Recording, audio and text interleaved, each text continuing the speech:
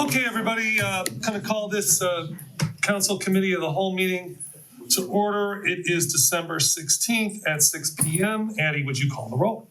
Cobb. Here. Petrus. Here. Kuda. Here. Maddox. Here. Larson. Here. Russell. Here. Bosch. Here. All right. So the first thing on the agenda is the 2025 budget. We don't have the mayor here yet, but we do have Mr. Feltz. Mr. Feltz, would you like to come and sit here at the table? Because chances are you'll get more questions than anybody else. Ryan, please. I just would just say, starting off, we have had 6 meetings where either it was just for the budget or the budget was, a topic. And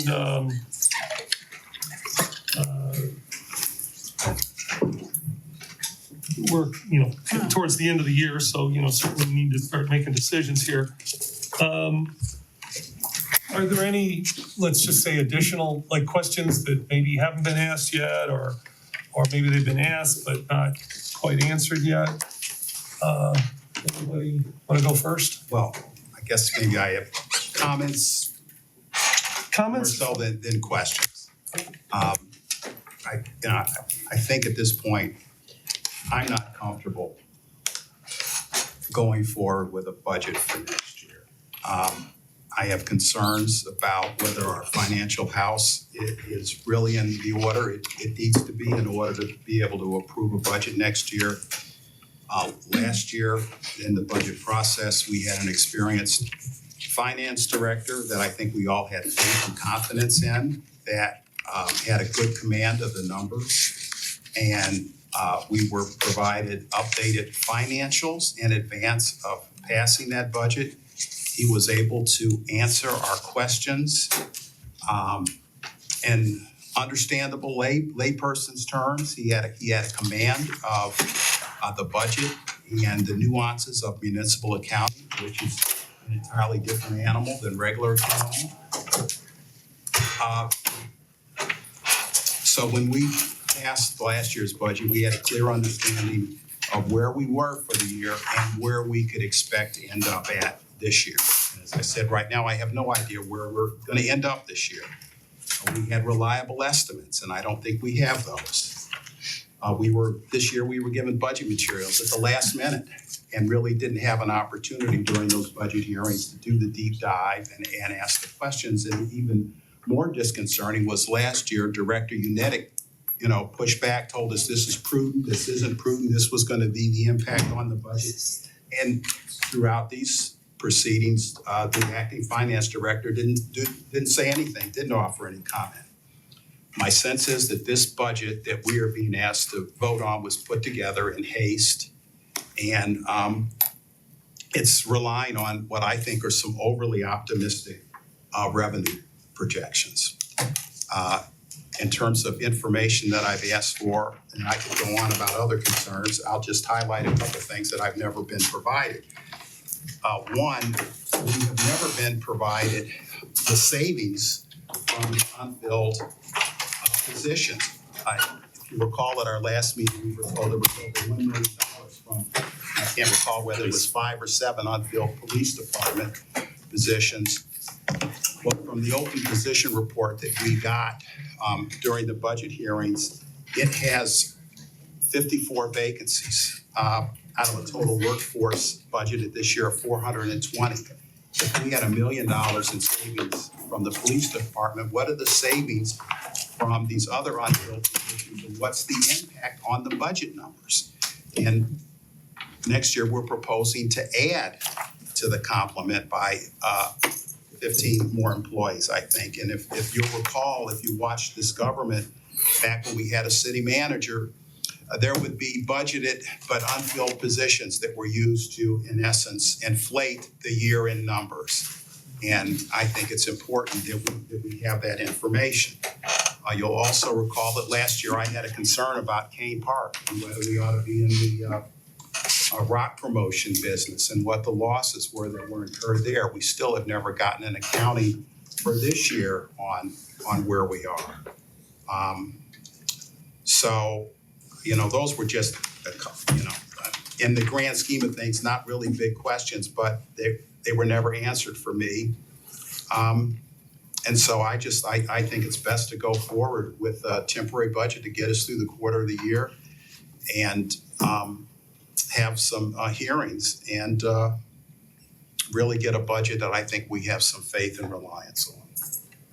All right, thank you for that. No additional questions, maybe for Well, I have, there's certainly the other questions that were asked. I'm interested in the answers. I won't be duplicative of that. But Okay.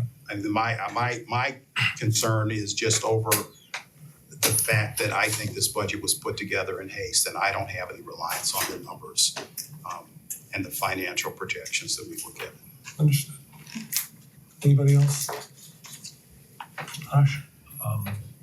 We had a constructive conversation with the mayor, assistant finance director, and Craig Cobb joined me in this meeting, and I shared with you kind of a narrative of what resolved, what wasn't resolved. The clear majority of the large items are not resolved. These are things that were actually presented to council last year, but were not presented this year. I mean, things like where we are with our anticipated, projected, actuals and projected, fund balances. We don't have that. We've been given numbers like 20 million and 50 million, but there's so much nuance in those numbers. We need to see a schedule like was delivered to us last year. There's no audited financial statements, so that's a concern. A lack of capital expenditures, that's a concern, and those can eclipse $10 million easily when you sort of look at what's requested. We have no idea which ones are a priority and which ones aren't, which we've asked for.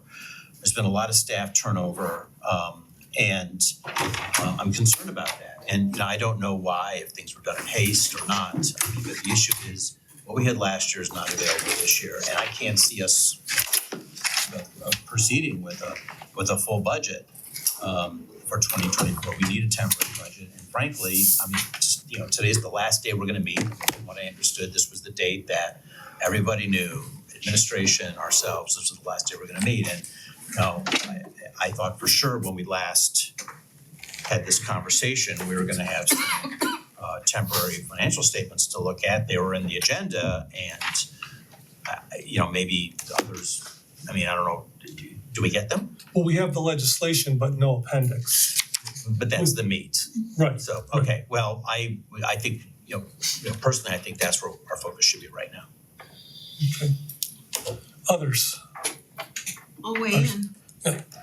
I'm still concerned about the results of the fiscal year 2022 audit when it developed. The mayor did suggest that they had capital asset accounting policy in place, so that was one of the two major concerns of the auditors. They also said, the auditors said that the city should exercise due care when posting transactions to help ensure transactions are correct and post the proper accounts. That concerns me. We don't know if that was repaired or not.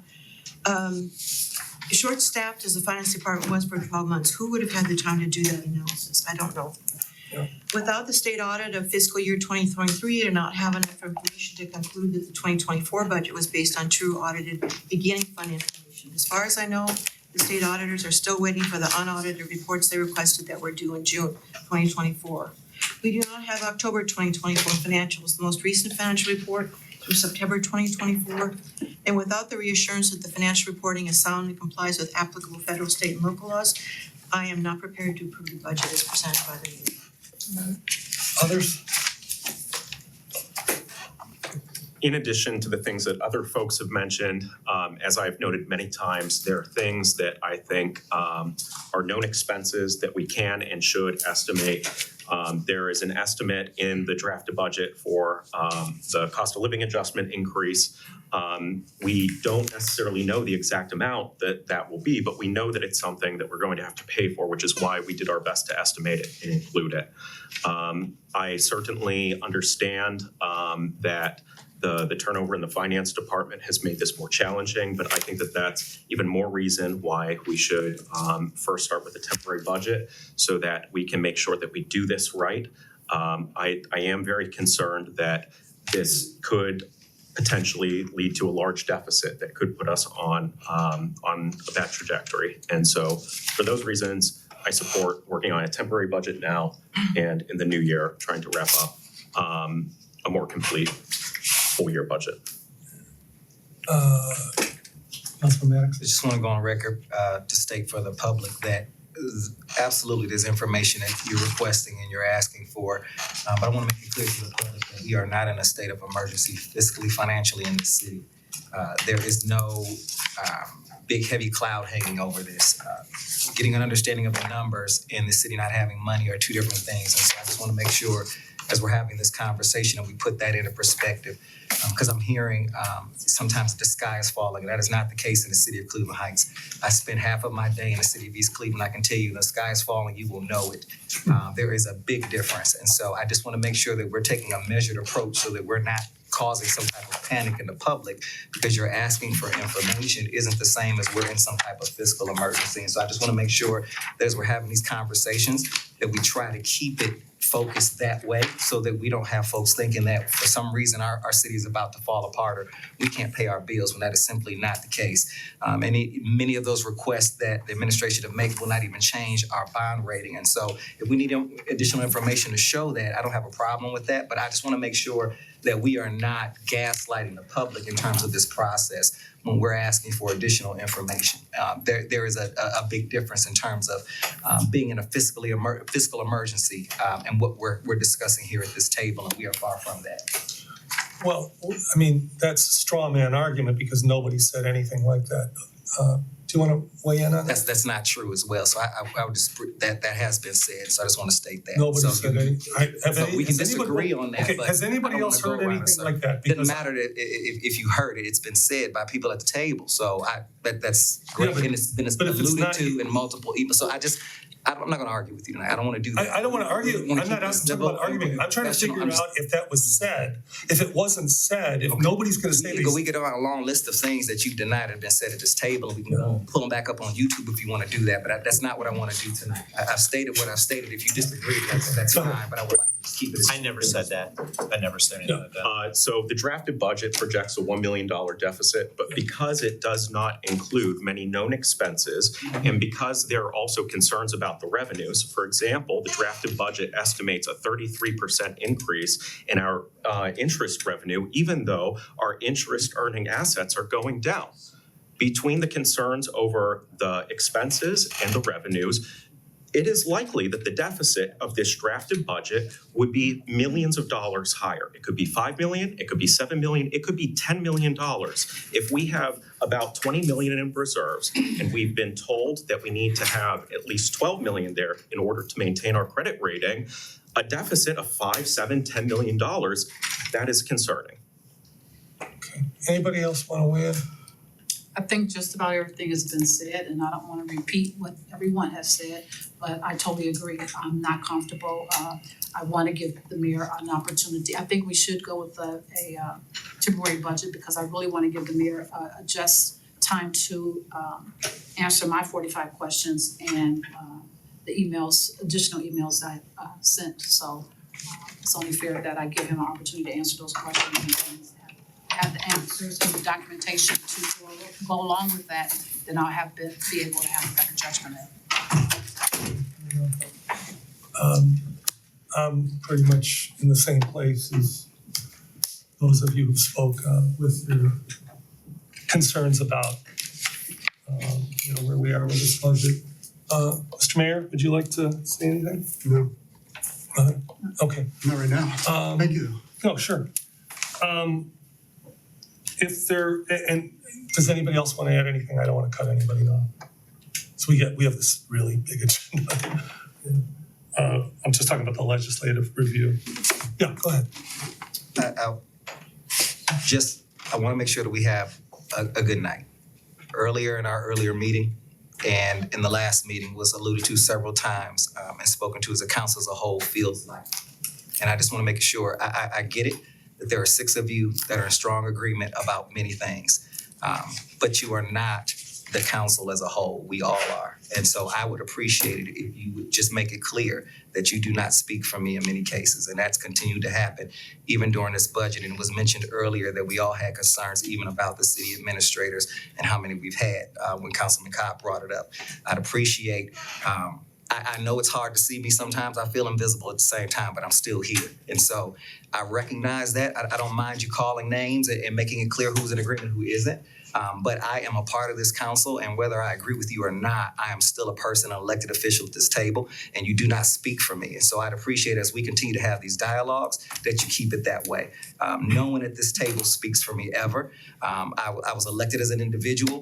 I didn't come here to make friends. I came here to handle the city's business. I get that. But please stop telling people in this community that this council feels something when you're making a speech or you're making a statement, the council as a whole. I assure you that is not the case in 90% of the time. And so I just appreciate the opportunity to make sure, even though I'm in the minority here, that my voice is still heard and that I want to be separate. I'm not going to include myself in many of those statements, and that has continued to happen. And it's happened this morning, and it happened twice in the last meeting. So I just appreciate that. Go ahead. I apologize to you.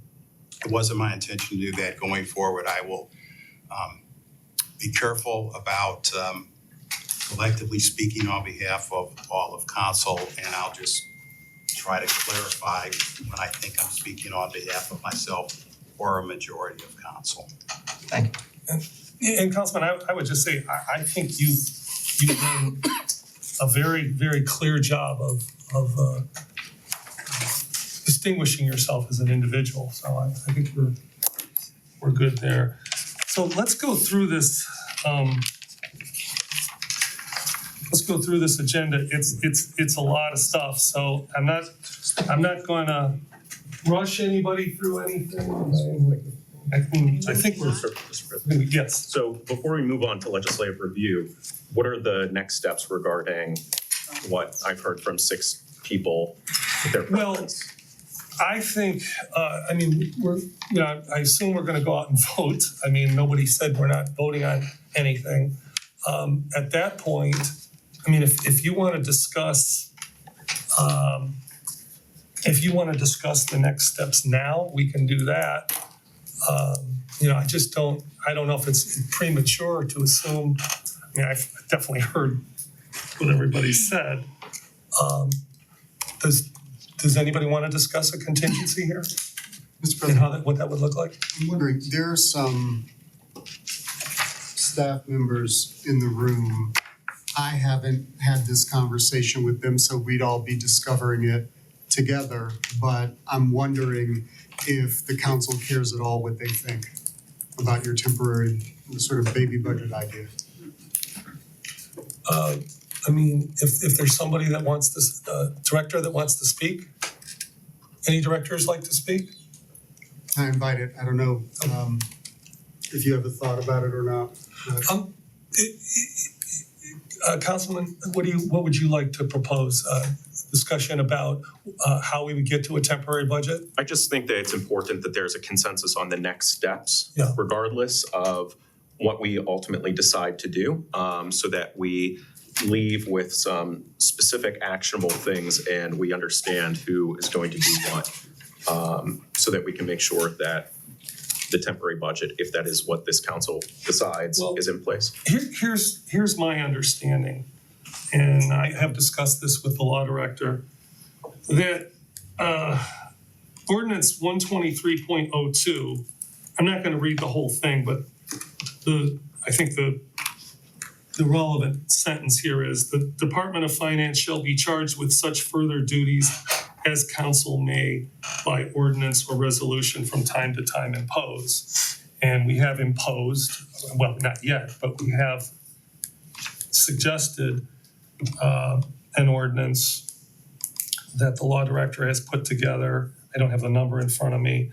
And it would need an appendix with numbers in it to be voted on. Is that correct? The ordinance that you're referring to, I think, is the temporary budget ordinance for the first 3 months Yeah, of next year. thank you. I don't know that that relates so much to 12302, but yes, the ordinance itself is sort of a cover sheet that describes what council is doing, but it's missing the actual financial data. Well, I mean, I don't know exactly how this is invoked, but I think it's saying that if council is charging the finance department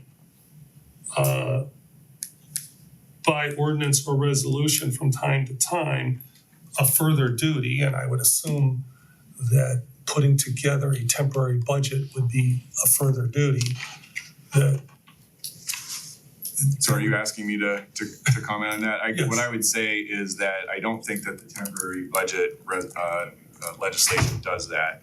I think that what 12302 would contemplate is an ordinance that council would adopt directing or establishing a duty applicable to the finance department to do something. And it would be an additional requirement because under the charter, of course, there's some tension between those provisions. It would require separate legislation by council in the form of an ordinance. And hopefully that wouldn't break down in a contest over which prevails. I mean, I think, council and the city have an issue to kind of work through here. But that language exists, certainly contemplates that ability. But it's not currently invoked in the legislation that's before council tonight. I thought in our last meeting was very, very clear that the majority of council asked the mayor and the finance department to provide us a temporary budget. I thought that was very, very clear. And if I'm missing something, someone needs to tell me that. And You're missing quite a bit, yes. I imagine the council president can probably, or the law director can probably illuminate that for you in how it actually works outside of sort of simple discussion about things. Council speaks through legislation, council speaks through resolution and ordinance. So so there's no temporary budget that the council is gonna be looking at tonight, provided by the finance department. The council actually is responsible for the creation of budget ordinances according to our charter and code. I don't know what the council has been doing since the last meeting, but I recognize that it is technically council's responsibility to put forward any budget ordinance. So I sent an email to the law director about that, and what do we need to do? I'm sorry, what do you need to do? I'm sorry, I sent you an email saying how do we get a budget ordinance, temporary budget ordinance together for adoption so that we can get the wheels moving. Well, so again, you're asking about how do you get the numbers, right? Yes, Because you have the ordinance. right, So sorry. The I numbers. think there are different ways the numbers could be put together. I did a little bit of inquiring around, and what I've learned outside of Cleveland Heights is that typically for a temporary budget situation, it's like using a calculator to divide by 4, unless you know about, as we discussed, some significant, expense that's going to occur in the first 3 months. So I think those are the two questions. What's the math look like, and with some additive factor for anticipated, COLA type reasons? And then are there any significant expenses that you need to account for in a temporary budget? And if you can't get to the bottom of that, most likely then you would deal with that through some type of budget adjustment in the coming year relating to the temporary budget. So if I could, so would we use the 2024 budget as a basis? Use that as a basis, strip out the ARPA expenditures, and then in essence, divide everything by 4. I think that's right. I'm not an accountant or a finance professional, but yeah, I think you would look at the baseline. If you have a reasonable basis for projecting what the cost increases might be, generally some percentage, 2, 3, 4, or 5, I don't know what it might be. You could apply that, and then again, if there were anything that you knew was scheduled to happen in the first 3 months of the year, you could account for that, and otherwise you could just do the straightforward. And should one of the council members just raise their hand to offer to do that? Is that how we could get to a point where we have the numbers, the inputs for that legislation?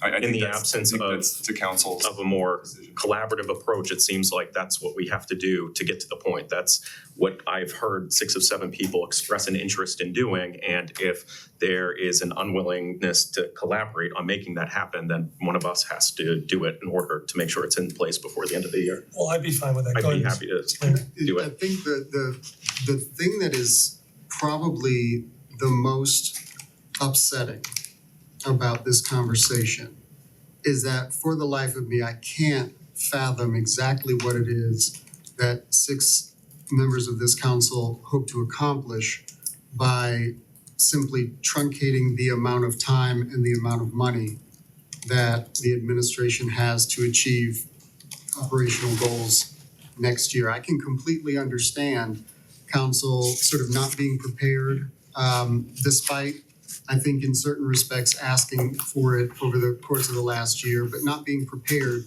to participate fully in a collaborative exchange on the capital expenses and sort of thinking about that in a more collaborative way. But in terms of operations, I do not understand exactly what this council intends to accomplish by simply adding to the uncertainty. Council already has the ability at any given point in the year to amend the budget. If you pass a full operating budget, a full 2025 operating budget, you achieve all the same goals because council can still amend the budget should you feel a need, should you see a need.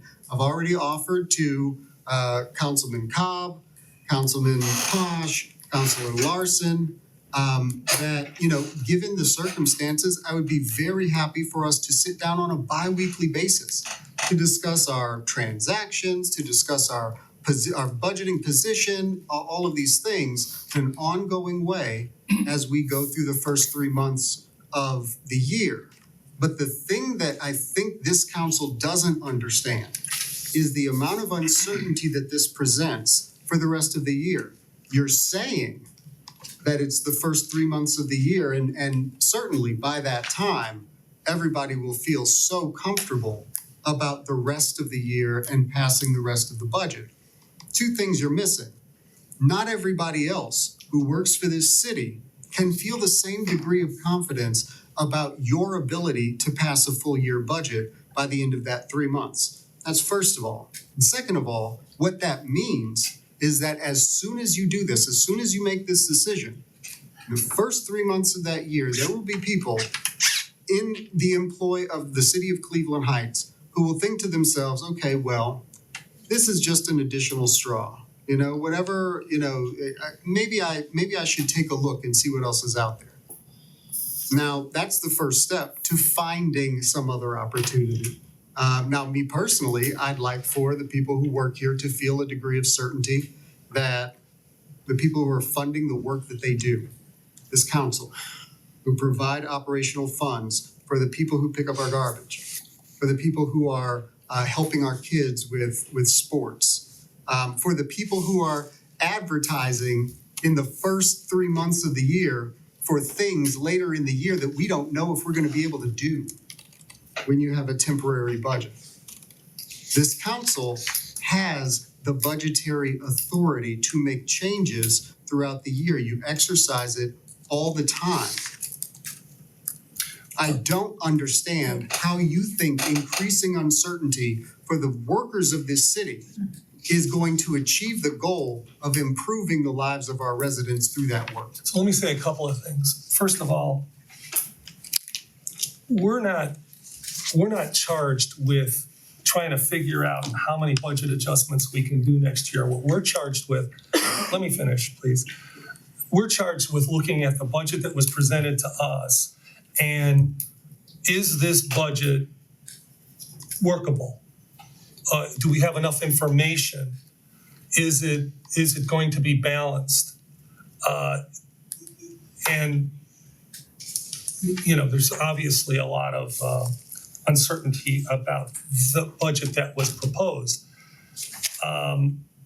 Secondly, this whole thing about salaries and, you know, people getting paid and the uncertainty, I spoke with the person assigned, the state auditor. He said there's absolutely no stigma whatsoever on a temporary budget. He said it's much more a personal preference, as long as it is passed commensurate with Ohio Revised Code 5705, and he particularly pointed out point 38, point 39, and point 41, which specifically talk about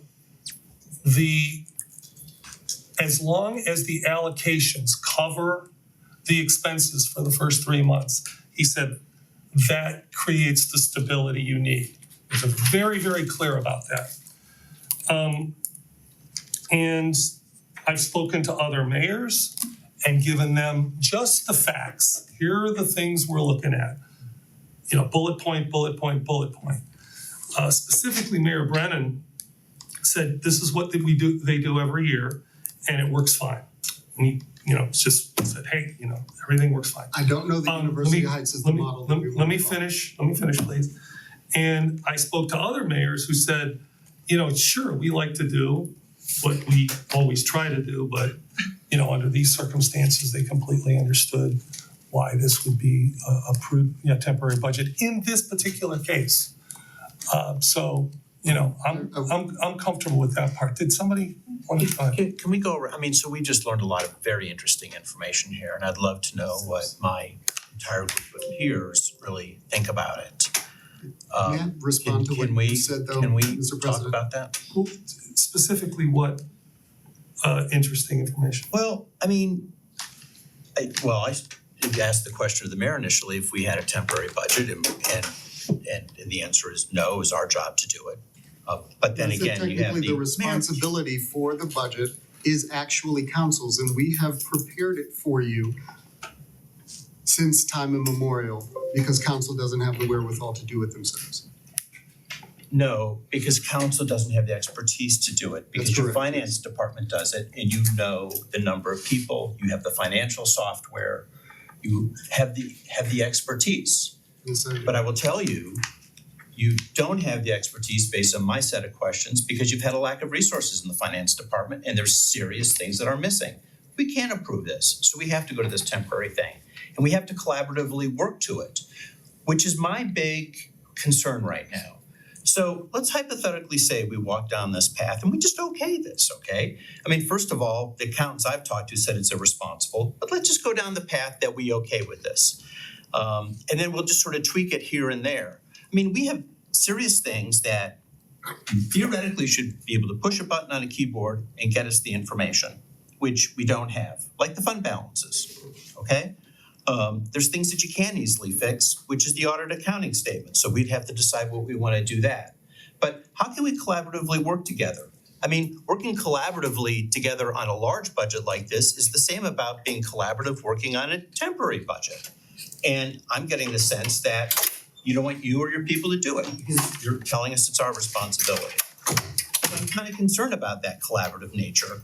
We just sat in this morning in a series of hearings with a very good candidate you put forward. And he used the word, the budget is a roadmap for the city.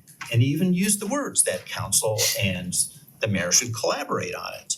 Well, here we are trying to collaborate with a temporary budget. We tried to collaborate on a full budget with questions that, frankly, we haven't gotten answers quick enough on. But we've tried to collaborate on a temporary budget. And am I right to assume, I mean, I'm assuming right now that collaboration isn't going to take place from the city. At least that's the feeling I'm getting right now.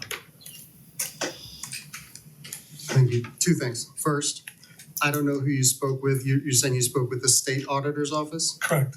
The person assigned to our Alan Allred. Yeah, I spoke with Alan today. Yeah. And what he told me is that, no, a temporary budget is not ideal. Now, I recognize we're not looking at ideal, right? Right.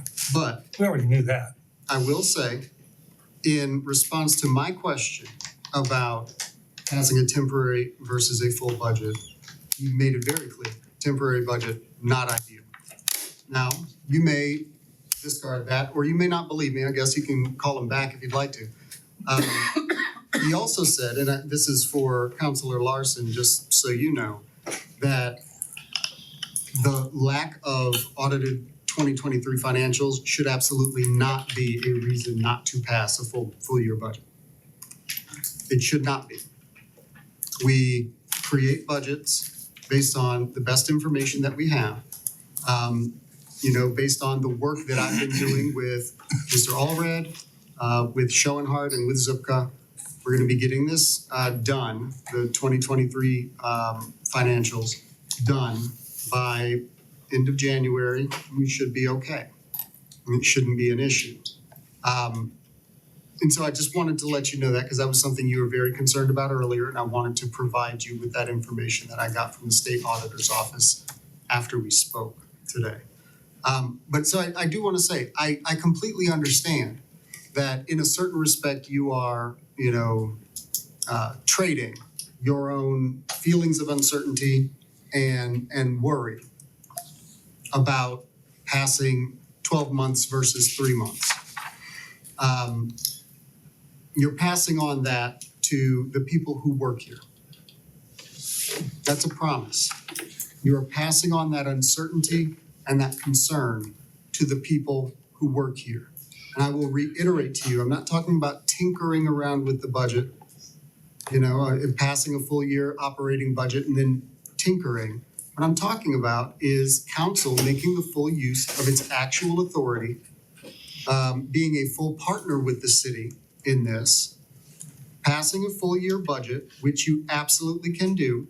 And if you so chose, within the first 3 months of that budget passing, if you feel it's necessary at that point, you can make a dramatic change.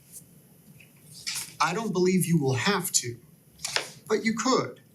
Additionally, throughout the course of this conversation, if there were amendments that you wanted to make to this budget, those are things that you could have done as well. Throughout the budget hearings, you could have come up with amendments in conversation with each other in committee.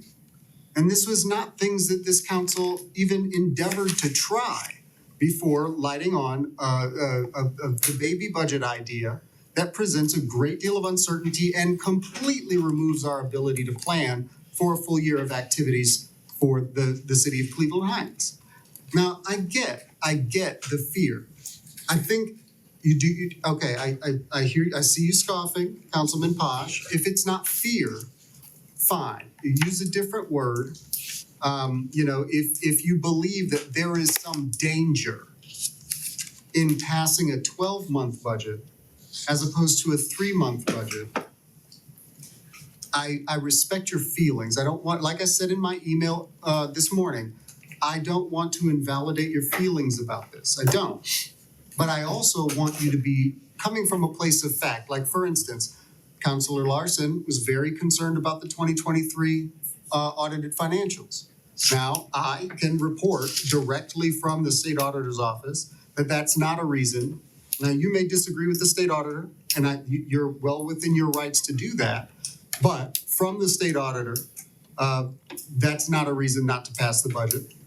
2, when it comes to the questions that you had that everybody was extremely concerned about and drew a very, very large distinction between this year's budget process and last year's budget process, which everybody was really pleased with, right? Everybody was really pleased with last year's budget process. I spoke with Andy Unetic, who worked on this budget process as a contractor for us. Who worked on this budget process as a contractor for us, and we talked about what you call a discrepancy between the all funds personnel totals and the other than personal services totals. I think I explained it. I at some point, if anybody did not understand the information in the email that I provided, please let me know if I can clarify that at all for you. The discrepancies, and this is where I worry that, this is a fear response as opposed to a logical, well thought out, reasoned response. If you look at the 2024 budget process, and you take a look and you add up all of the personnel totals in the budget book that were presented to council, and then you compare them to the all funds personnel costs, they're different. It's the same with the other than personal services costs.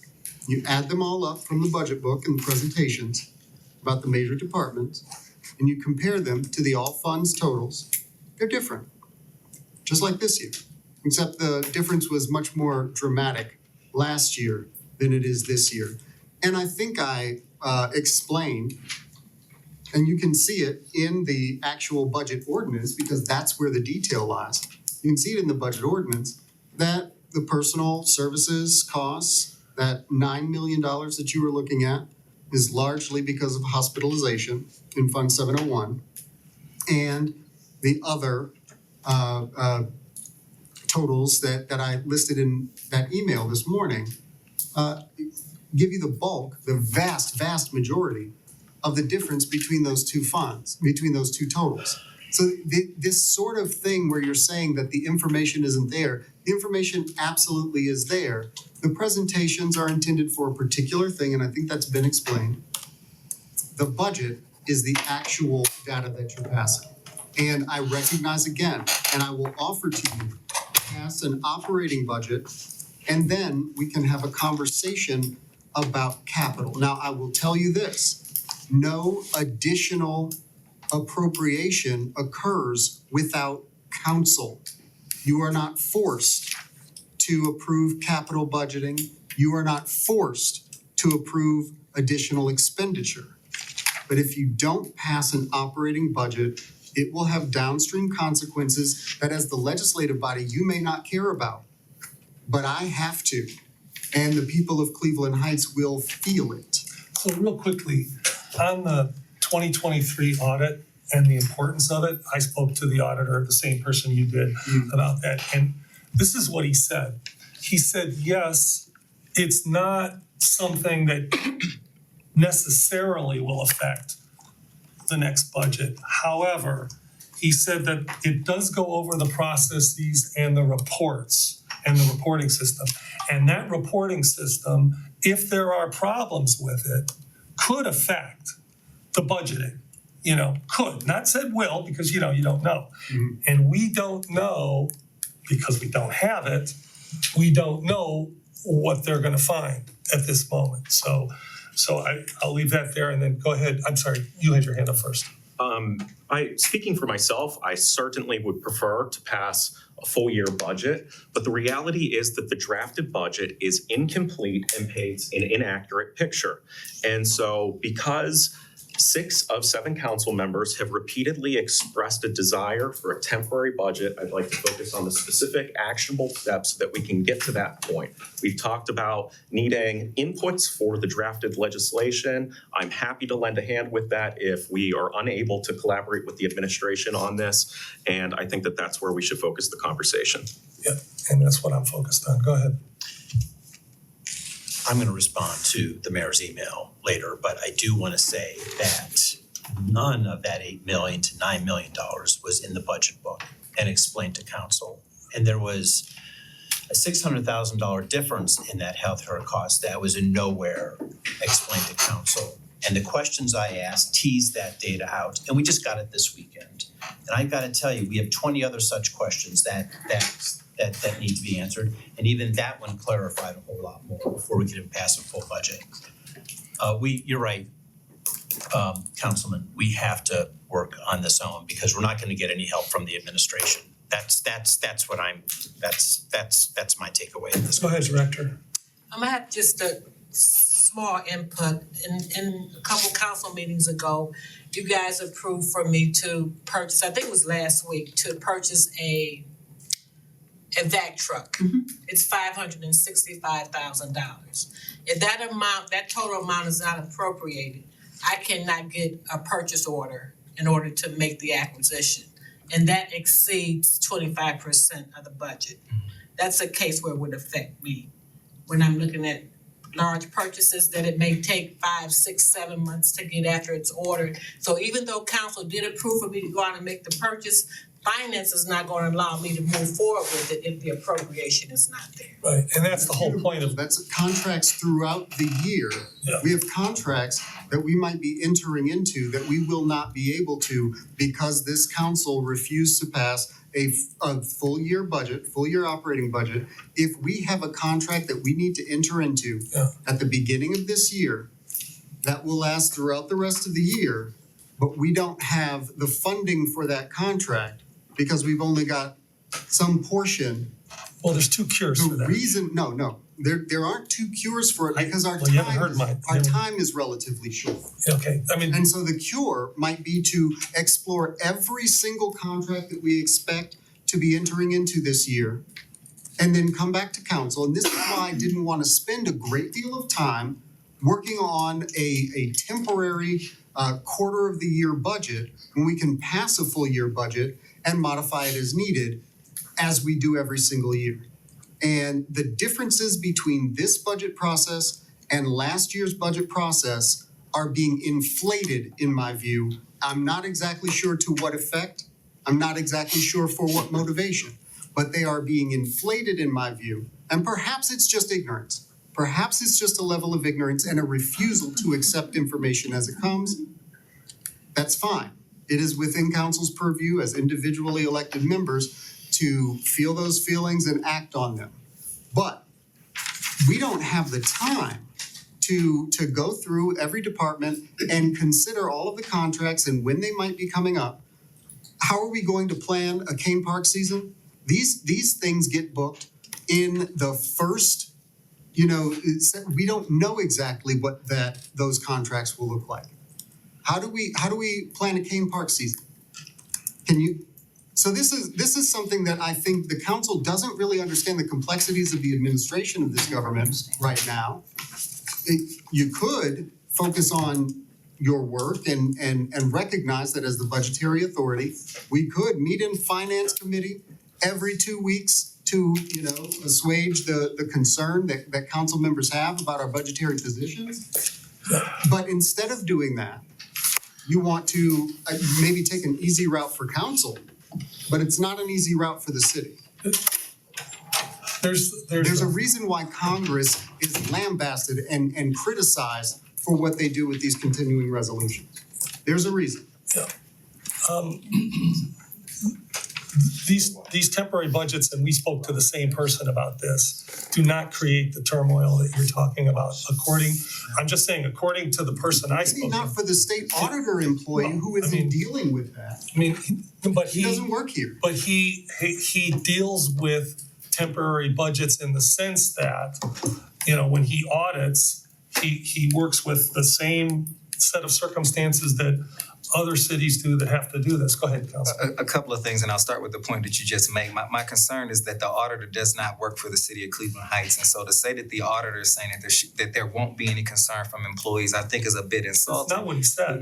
That's right. You keep connecting those two. And so even if he's saying that this isn't an issue in terms of what you're saying, what he's saying is that the staff feels differently. And I need that to be acknowledged. And I don't know if it has. It sounds like Can I there's just pushback. interject one thing? Mhm. All he was saying was that he deals with cities that do this and they don't have any of this turmoil that you're talking about. And- That's what I'm saying. Okay. Now, Cities that historically do it. Correct. and do it, There's a large difference between inserting a whole new, entirely different process into something that's been happening for years and then saying this is something that they do every year. And for I agree with example, There's a difference. we keep using University Heights as an example. This isn't a one-off for them. They've been doing it this way for years, and they do have impacts that way. And it does cause some issues and conversations, but they have those processes built in, and so they know how to flow through that. That's one. Number two, I have a strong concern that the majority of this council still wants to go through with this, and the idea is that we're going to toss some numbers around or give them to a council member to put on a spreadsheet when Councilman Cobb said himself that none of you are experts in finance. And so that's my issue. Whatever sense of urgency this council feels, I don't see how our residents are going to feel comfortable with a group of people who are not trained in this or certified in this deciding to do this themselves. And the reason I'm concerned about this is we're saying that there's no collaboration. I want to make it clear that there is a difference between compliance and collaboration. At the beginning of this conversation, we started out by saying we asked or we told, advised the staff and the mayor to do this. You don't tell them anything. We speak, number one, by legislation. Number two, that is a whole nother branch of government. And that's part of the attitude that is the problem. And that's why there's no collaboration at this table. He does not work for you. He works for the residents. We work together to lead the city. And so to continue to speak at someone that way is part of the problem. We can't say that they're refusing to collaborate when what we want is compliance. You cannot have a conversation about how to move forward when you've made a decision that this is the only way. And so we're telling the mayor that if it's not this, then it's not collaboration. That's not how you operate. And then lastly, I'll say this because at this point, if we're gonna talk, we gotta talk. I have watched you roll your eyes 3 times at me. You have spoken out of turn 3 times while we've all been talking, and I need that to stop because you correct me all the time, but she's continued to say things over there Not at this about table. books. And so I just needed to stop. So if we're gonna do this and if we're gonna treat me away, I need that to be ever. So as the president of council, don't dismiss me and go over here. I'm still talking. I need you to give everyone the same set of rules. And I shouldn't have to sit here and watch someone continue to roll their eyes and talk to you and Councilman Cobb while I'm talking and while the mayor's talking, including when the mayor asked if we wanted to hear from city staff. She blurted out no. Over there. You didn't say that? Yes, I did. It's exactly. So how disrespectful. So I want to be clear. I will. So when we're painting this I'll let you picture finish. that I'm the one who's not producing collaboration or not talking, I want the public to see what I'm looking at the other end of the table and what I'm dealing with. This majority has gotten so dismissive and disrespectful, it is hard to collaborate at all. But that's what I'm talking about. It's getting pointed out when I do it, but you just sat there as the vice president of council and it was okay 3 times in a row tonight. It needs to stop. If we have one set of rules, they should go for everyone at this table. I don't want to go back and forth. I don't want, it's not back and forth. I would appreciate it when I'm talking that no one's rolling their eyes and talking to 2 other people. If you want that same level of respect from me, Councilman, that's what I'm asking you said your for. piece. Thank Go you. ahead. Go ahead. May I don't have anything to say. Oh, okay, go ahead. First of all, you're right. When someone asked to speak, I did say no. For the simple fact, we've been going over this conversation 4 or 5 times when the majority of council has already said, can we move forward with what the topic is? Yes, I asked said something to Councilman Cobbs because I was referring to Councilman Councilman Posh, who stated last meeting that he had hired, or no, he didn't hire, he wanted to talk to an auditor or right, to talk about the books. And I wanted to know, had he talked to, because he had given us some emails saying that he had talked to someone about looking at the 2024 budget for us on our behalf. I wanted to know where he was with that, so I wanted to bring it forward to see if he had done that. So I was going to bring that forward. First of all, I would never agree to council putting anything together as far as a temporary budget. First of all, it's too late in the season. We have 2 more weeks. It needs to be done professionally. Someone needs to come in and look at the 2024 budget who is a professional, who can go through these numbers and highlight what we need to be doing. We are council. We have the purse strings. We have the ability to hire someone to do whatever we need to do where we don't have to put an additional pressure on the mayor or the Or the staff. or the staff. That's what I was saying. Okay, go ahead, Councilman. Well, And then we need to move on. It would have been Because I nice to wanna- be able to work Mr. President, collaboratively. you acknowledged me after Councilwoman Russell, Can I? Yes. I honestly didn't know that. and briefly, it won't be long. I did want to address something, or a couple things. One, I don't think that we're gonna let you guys do this poorly, okay? Gonna let us do what? Do this poorly. So please do, if you come up with something, run it by us. We'll see if we can help with your temporary I'm budget. going to repeat what you said because he didn't hear you. I said, I didn't know what you mean by this. If you wanted to, you create the budget. Ultimately, it is council's responsibility to create the appropriations for the city. Right? That is, it's very clear in the text. I'm a create, No, create, but we, actually create. That is, it's spelled out, but that's not the point. My point is, Mr. Phelps, I know he's new, but he is very talented and experienced. I've been, you know, when I worked on 11 county budgets and 9 city budgets. I've got a little bit of experience under my belt as well. We won't let you do this poorly. We'll help you. But it is council's responsibility because my goal is to get a full 2025 operating budget passed. That's my goal. It continues to be my goal. And so we'll work through that. If council, you know, wants to move in a different direction, please do use us as a backstop. Send us what you have so that we can advise and counsel you on your decision. That's the first thing. The second thing I wanted to bring up, I understand that Vice President Russell wanted to have a conversation with Councilman Cobb, sort of as a point of order. Doesn't have to be that strict, but you may want to have a conversation with the law director about crosstalk in public meetings. It is actually illegal. I've seen that many times on, Yes. with, including yourself, by the way. Go ahead, It had nothing to do I'm with not- legislation. It had for one, nothing to do with. I just want to let you know, with counsel. with council, Yeah. the Sorry, public just- body. Go ahead. I think We gotta wrap it up. from my perspective, when we asked staff to put together a temporary budget, it was in the spirit of being collaborative with your organization that you run.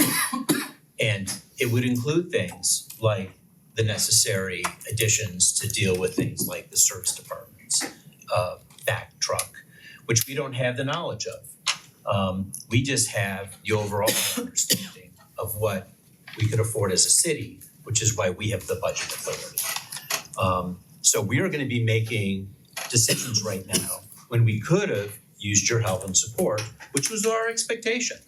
But instead, you're gonna make us do this on our own, when in fact, we actually have I just rules on said the the books. opposite, Mr. Posh. I Okay. just said the Yeah. opposite. So Well, let's you're- not interrupt. Go No, ahead.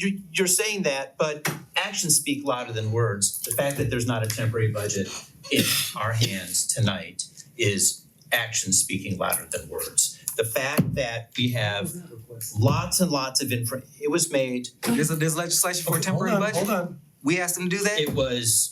we have lots and lots of questions regarding our budget. Those have not been answered. Those actions speak louder than words. So we're sort of faced right now to do this on our own. Let me just ask, has anybody changed their mind? I mean, please let me know. Okay, Please don't let new information help you change your mind. well, I mean, that's really kind of not I have okay. a question, Go ahead. I have a question for you, Mhm. Councilman Posh. Can you give us some updates on the information that you shared with us last council meeting regarding getting an auditor or someone to take care of the books as far as council's? Well, it wasn't necessarily to take care of the books, it was To more review. to advise and to help. I mean, there's lots of information here that a finance director would usually advise council on, which we're not getting. So the ask amongst council peers was, should we explore options before it got too late? I did speak to 2 organizations, Ray and Associates and CUNY, which are, very large in the municipal accounting space. I've got a presentation to share with you. I thought I would do this in the normal course of old business, which I intend to do later on. But specific regarding to this budget, both parties strongly said we needed to do a temporary budget. They strongly said that there's lots and lots of red flags here, that you call it fear, whatever it is, but unknowns that were presented to us. Maybe everything's fine, but the issue is we don't know. And every time we get pushed back on getting an answer to a question, or when we see we can't get a temporary budget, it just raises another red flag in my book. Yeah. So to answer your question, I mean, the recommendation is to move forward with a temporary budget on the loose amount of information that they had at the time. I would hope that we can follow Council Persons Petrus' advice on what can we do right now to take that underneath our wing and take care of it, even though there's rules on the books where we can pass legislation and force the issue anyways. But in the time that we have, I think we've got to do it ourselves. Director Zamp? Just very, very briefly, I wanted to add on to what Director Kingsfield had said, just as a point of information. Yep. So there are certain things that day one, we need, not just the salaries, but the software packages, citizen service. So those are things that, We would whatever put, type of budget you so have. everything should be Sure. put in Grants. have an allocation big enough to cover all that. Go ahead, Councilwoman Larson. Yes, did they suggest that they could help us with the temporary budget? I didn't ask that question because I thought we'd have a collaborative environment, just like we were supposed to have a collaborative environment for this, that it would get done by our staff. But no, it's not gonna happen. So I didn't ask. Maybe it will. I mean, I did speak to Mr. Feltz and he did say that we could work on this, right? We were talking in the hallway, so Right. hopefully we can do that. But yeah, go ahead. Can you clarify that, please? Yeah, I mean, just asked if this was doable and His boss said it was our well, responsibility to do but it. he said if this doesn't We're work not out, gonna let you fail. okay, thank you. We'll take, We won't, we will not. You say it. But you're not gonna give us a starting point, you're not gonna give us anything, right? You've decided that this is the best course of action and we disagree with you. Yeah. You're not taking that into account. I recognize that you've got a particular perspective and you're new. I understand that too. That's fine.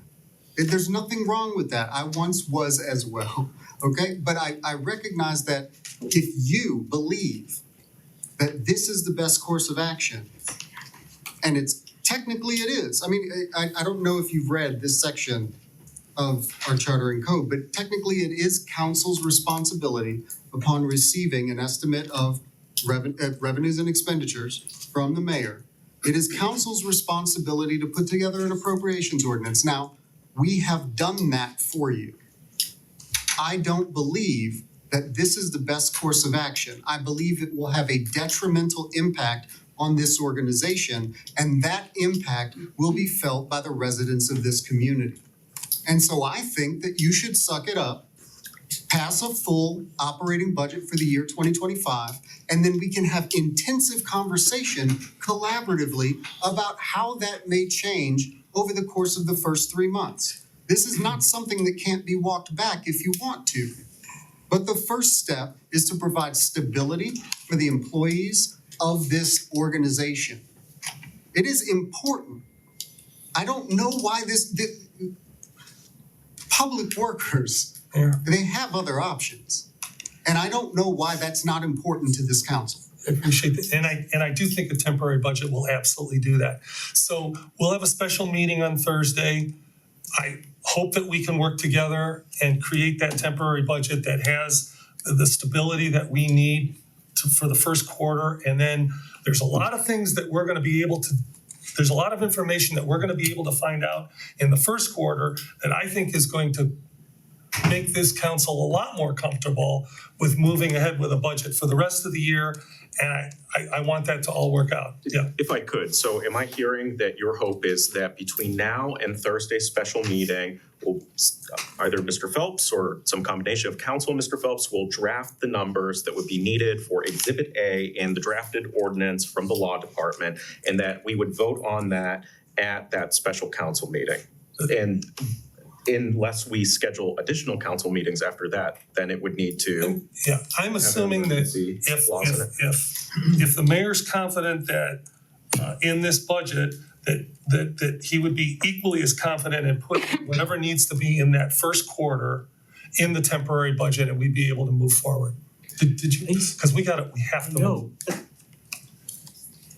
I don't see how we're gonna be able to get the assistance from staff to do that. And I don't see how council can collaborate on any kind of temporary budget without breaking any kind of open meeting laws. So, You have meetings, public meetings. In fact, if you were going to do a temporary budget, if that was the plan in the first place, what we would have done, and for some reason, for the life of me, I can't It figure took a out while to why, get there. but what we have done so far is although directors have been made available, the questions for directors have not been asked, and instead, you've spent a great deal of time talking about a temporary budget instead of talking to the directors who have been made available to answer questions about the expenditures in their department. I've emailed several questions and got nothing back. They've come We to have your asked- meetings. I mean, I'm asking, we Yeah. gotta wrap it up. There was bigger, more important questions in at least the 20-some questions I had and the 45 questions that Councilwoman Russell had that were not answered. They were And- absolutely answered in the information that I provided you. If you don't know how to read it, let's maybe go through it together. Okay, There's- I, You're not even close. Councilman, we're going around in circles now. All right, so we're gonna move on to, yes. Good, just briefly, with regard to Councilman Bosch's comment about collaboration between Yes. council members in open meetings, he's absolutely correct. So be very careful if anybody is thinking of setting anything up other than an open public meeting, as the mayor said, please contact me and I can talk through any particulars with anybody. Sure. And then in addition, as this has come up in the past, it is always important for council not to speak sort of in a way that isn't audible for anyone in the room for open meeting. Understood. We're gonna move on to legislative review. Is that okay when you, if you need a personal privileges, you need to go to the restroom? Or if I can reach over and say, I need to go to the restroom? You can't say anything, you You just can gotta say get up and point of go. personal privilege and then you I'm talking can to go to the restroom. Yeah, You can't do that. okay, thank you. So resolution 246, a resolution appointing Chris Grace as a member of the Transportation and Mobility Committee. And just stop me at any point, because I'm gonna read quick, if you have questions. A resolution, 247 is a resolution appointing Austin Cummings as a member of the Fair Practices Board. Resolution 248, resolution appointing Leora Porter as a member of the Fair Practices Board. Resolution 249, resolution appointing Stacy Hackle Snow as a member of the Fair Practices Board. Number 250, resolution appointing Marquietta Stevenson as an alternate member of the Fair Practices Board. No questions on that. We'll keep going. And this is for passage tonight. Resolution 261, a resolution authorizing the renewal of the city's property vehicle law enforcement, general employment practices, and public official liability coverage. We talked about that before, although this is on for first reading. Any questions about that? 261? Oh, I am so sorry. That's what. I am so sorry, I did. I grabbed 2 pages. 256. This is authorizing an agreement. 251. Yeah, we're missing, yeah. Wait a minute, did I? What?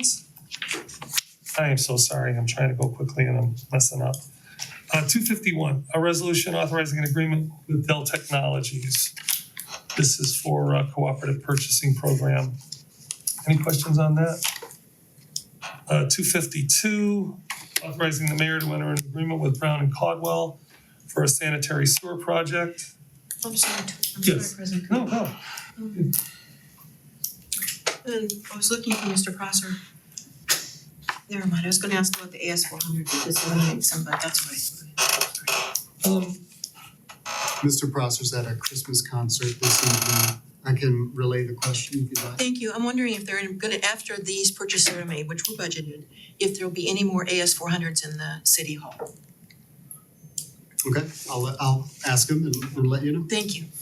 Director Cleanscale, I know that we're wrapping up the ARPA funded sewer projects, 18 point something million. Is there anything that you anticipate that would have to come out of the general fund for a sewer project next year? So in other words, anything that was beyond the 18 million? It's possible because anything could pop up where we'd have to make a repair, but there's nothing planned per se. Nothing planned. And it's not general fund, it's out of the sewer fund. Right, sorry about that, and I didn't know that, thank you. Resolution 253, authorizing the mayor to enter an agreement with Wade Trim for an SSO control project. Any questions about that? Yeah. Dr. Klingscale, will residents have a chance when they're going through with the water lines to get their service lines replaced while they're in the street? That is not incorporated into the project. The city of Cleveland, the water line project that we have planned, we worked with the city of Cleveland prior to awarding that project. And they came out and they replaced all of the service lines that are on the public part of the Okay, property all right, prior to that project. Prior to that project being awarded. all right, thank you. 254, resolution authorizing the mayor to enter into agreement with GPD Group for the East Fairfax Water Main Replacement Project. 255 is for the Stramp. Any questions about that? 256. Excuse me. Oh, sorry, go ahead. This looks like for project management for the STRAP. Do we actually have the actual STRAP So legislation? So there won't be, if I might, Yes. Mr. President, sorry. The bidding for the Strand project was authorized by council, and I think you'll have a report tonight about the fact that the advertising and bidding is concluded and there's a recommendation or an award of a contract pursuant to that process. So that doesn't require separate legislation. So there's nothing else we have to vote on before the end of the year? Correct. On the Strand, other than this project administration. Thank you. All right. Sorry, I'm just writing myself a note here.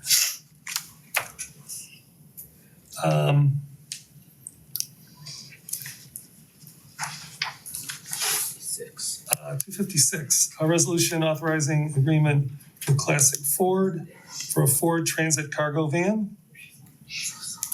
This is through the cooperative purchasing program And budgeting. and budget. 257, a resolution authorizing the mayor to enter an agreement with Classic Ford of Madison for the purchase of the 2025 Ford Escape. Yeah, oh, yes. There were some negative amounts on the purchase order for that, minus $38,000. That's the trade-in, So we're trading one of our vehicles. correct. Yeah, it's another resolution. The 2023 Ford Explorer is a trade-in. Okay, thank you. Yeah. I get it now. Means 258, this is suspending the enforcement of section 35109, part 3 of the traffic code. No Got a no changes from last year. no changes, we got a memo about that. 259, an ordinance amending chapter 1311 for fees and penalties. Got a lot of updating on that. I didn't get a great chance to look that over. Do you want to say anything? Sure, yeah, this is a outcome of bringing on an in-house building department, and so Mr. Elmy had, it's one of his first tasks is taking a look around, found that our fees are very much outdated. They reflect a safe built being on board, and of course, as we're talking budgeting, seeing if there's ways to make sure that our revenues are in line. So took a look at Cleveland, City of Lorraine, University Heights, and this more aligns with sort of best practices and what our neighboring communities are. The reason why we have it out as first reading for adoption is because it would be great if they could be effective January 1st. That makes life easier for everybody as they walk through the department. But we understand it can't be adopted. That's it. I was happy to see this work done, so thank you and your department. All right, resolution 260, this is a scope of work for Reaching Heights. Mr. President, Can I if I finish? could inquire, this is introduced by Councilmember Posh, and I wanted to, since you are having a special meeting on Thursday, correct? Yeah. I wanted to ask in that case if we could, if council would be amenable, if you're amenable to not voting on this tonight so that we can have some discussion about this. It's a little convoluted, as you know, and I just wanted to make sure we walk through a couple things. I mean, that's certainly fine with me. I just assumed that the details had been, but you're saying not so much. Well, no, I think it's just worth a little bit of subsequent or additional conversations, that's all. Okay. I just wanna make sure Reaching Heights is gonna have enough time in order to do what the hoops that they have to jump through in order to get this money. Understood. And, delaying it for another week is, or No, it's 3 days. Yeah. Okay, But fine. but yes, I understand. Okay, certainly take your advice on that. Resolution 261, a resolution authorizing renewal of the city's property vehicle law enforcement general employment practices. This is employees with Public Entities Pool of Ohio. insurance. Insurance, yeah. 265 is for, Temporary budget. yeah, the temporary budget, and it's for first reading only. Is anybody, anybody want to sponsor this? I didn't wanna, this is for the temporary budget, I'll co-sponsor it with you. okay, You too as well. I'll sign on as well. okay. 266, an ordinance authorizing the mayor to execute a design-build contract with the AKA Team Inc. for the King Park restrooms renovation. It's exciting. And we talked about this before, but here it is. Okay, so that ends the first readings. Second readings, we got, sorry, my mother heard that. We have, she never liked when I said got. A resolution authorizing the mayor to execute a contract with OHM Advisors for the preparation of Parks, Recreation, and Open Space Master Plan. We did discuss this last week, but anybody? Yeah. I'm glad it's happening. Same here. And we got a really good explanation. Yes. Just, I think it's in the memo, but just a reminder that this is for the 125 that's allocated in this budget. There is a supplemental allocation that we have requested in 25 to allow for some additional services. That's what we discussed at the P and D committee. Right, that's right. So we pared it down to the essentials. Thank you for that. 242, a resolution authorizing the mayor to execute an agreement with SCG Fields through the interlocal purchasing system. Any questions about that? Another second reading, 243, the resolution authorizing the mayor to execute an agreement with Farnham Equipment Company through the Sourcewell Cooperative Purchasing Program.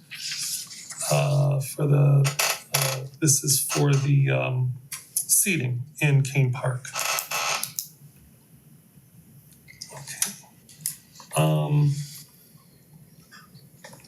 244, this is the tenant's rights and responsibilities. Yes, sir. Thank you. I'm going to request that we not vote on this tonight. A resident reached out with some points for consideration. I sat down this afternoon with the law director and the assistant law director, and there are some small changes regarding the distribution of the pamphlet that we're going to recommend at our next meeting. So if it's okay with everyone, they're minor changes, but I think that they are worthwhile.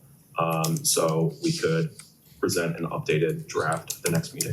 By next meeting, do you mean Thursday or do you mean the first meeting in Thursday. January? Okay, great. All right.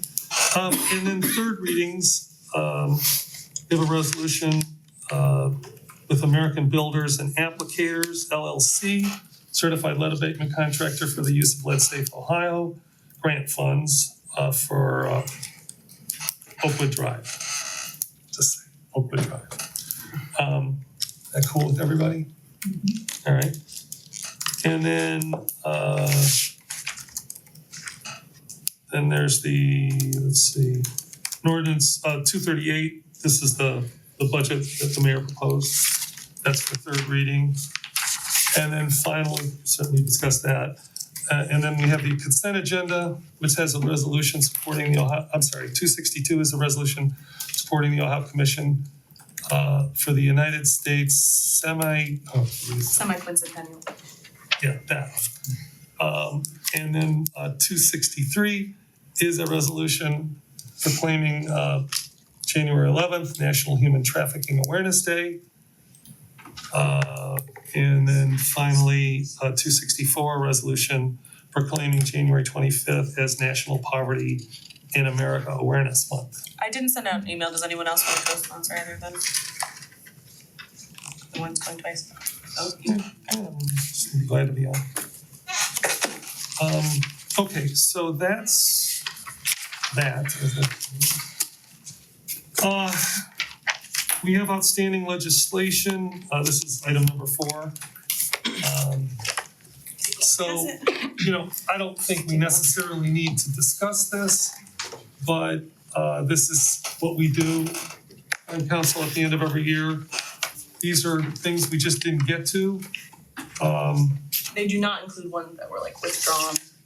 They just are ones that are still kind of out there. I'm glad you brought that up, but I think we all should look at this. And this kind of leads us into the discussion about, what we're gonna be doing in January. So I would just say, let's kind of combine number 4 with, number 6 here. And, which of these do we want to carry over and work on? If there's anything we want to jettison, we don't have to decide that today. Certainly think about that.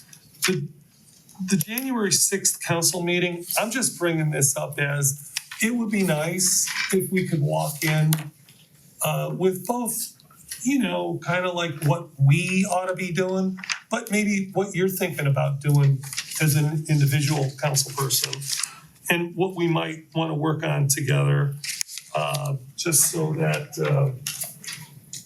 we've given it some thought. I mean, God knows we need a break, but, it's something to think about that, in that first meeting, it's the new year. It's a good time, I think, for fresh thoughts and reflection and, kind of looking forward. So let's come prepared with that.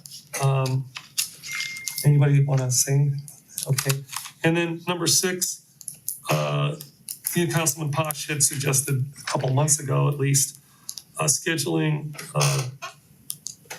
a council meeting where we just, I don't know. I feel like I shouldn't really be explaining what you want. Well, we've already seen it, and I think we've talked about it, and we've delayed it because we had other important things to do. Yeah. I mean, I think having us deal with more of the budgeting and more of the finance things that's getting sort of pushed upon our plate right now. I can't imagine we have time for that. Right, but in January, we could discuss when we want to do it and how we want to do it. Well, we've got to do a temporary budget. Right. And on top of it, we still have to collaborate and work with the mayor on a full budget.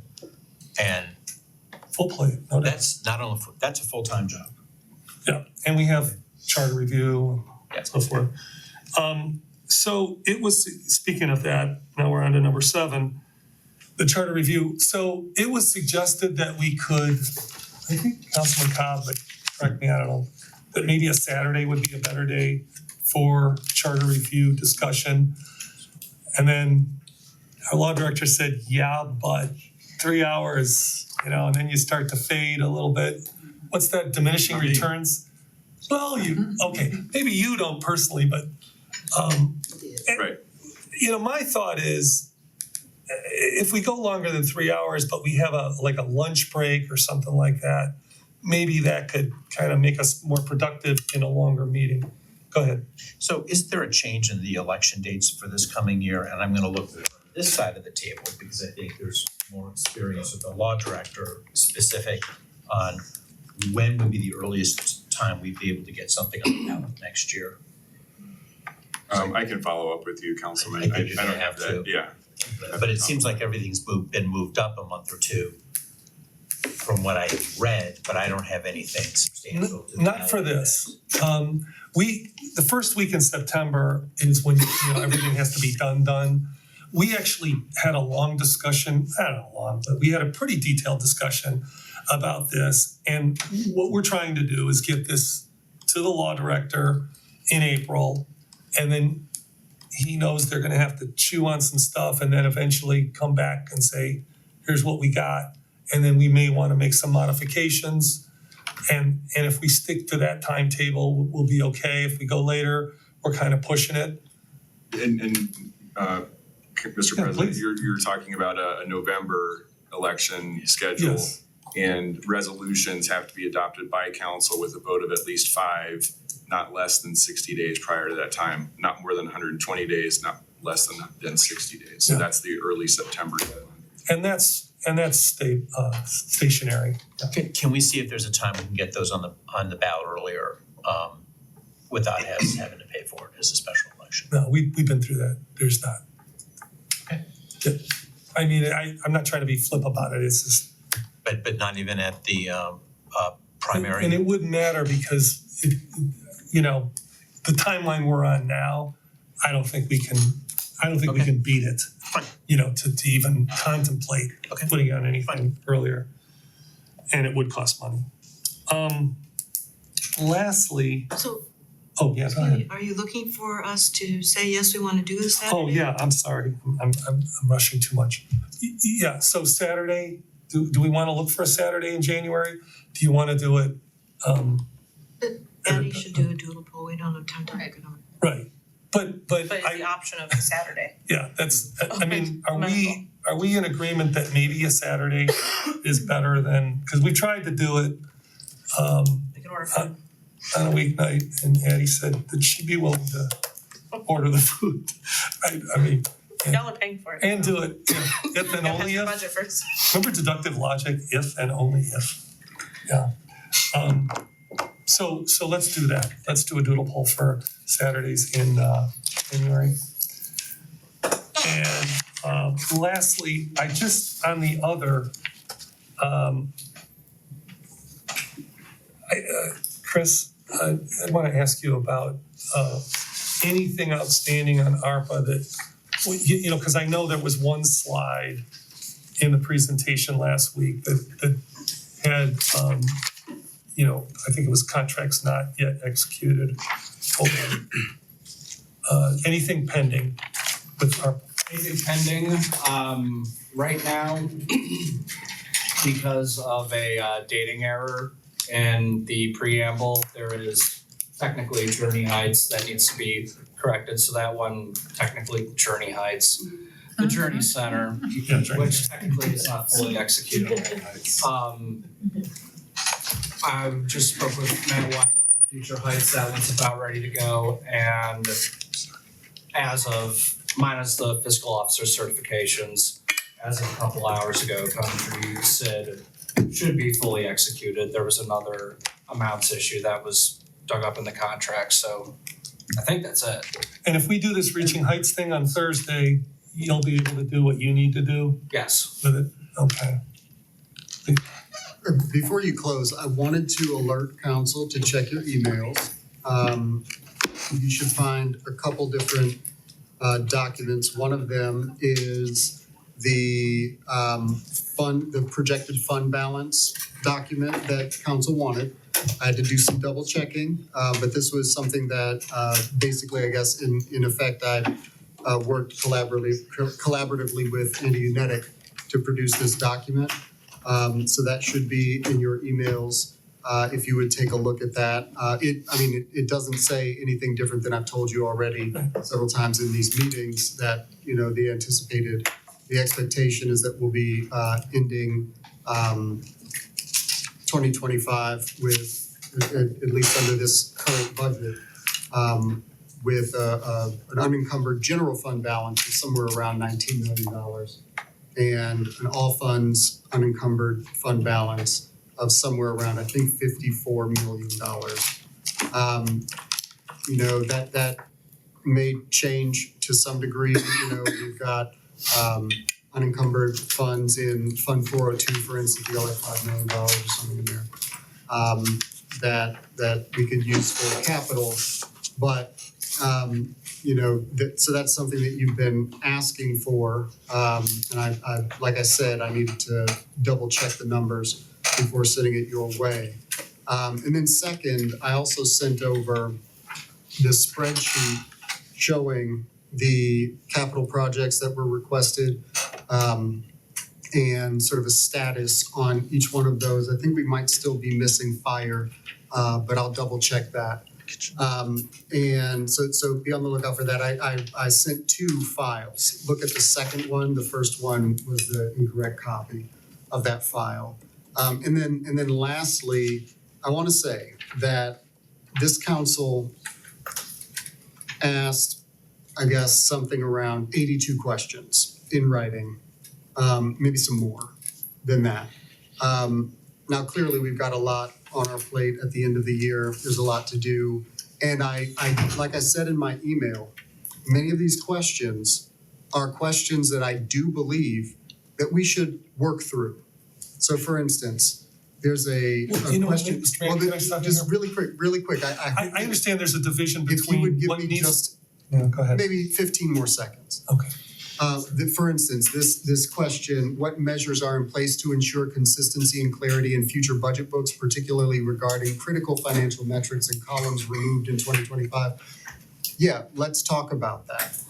But I don't think that those sorts of questions, I'll try to separate out. I don't think that those sorts of questions are salient to the process of funding the government in 2025. I think there's no question there were like, kind of some long-term goals that we can work on next year. There's some policies, conceptual yeah, things, right. but let's not I put a agree. baby out with the We're in bathwater. agreement about that. I mean, that's just the only practical way to approach this.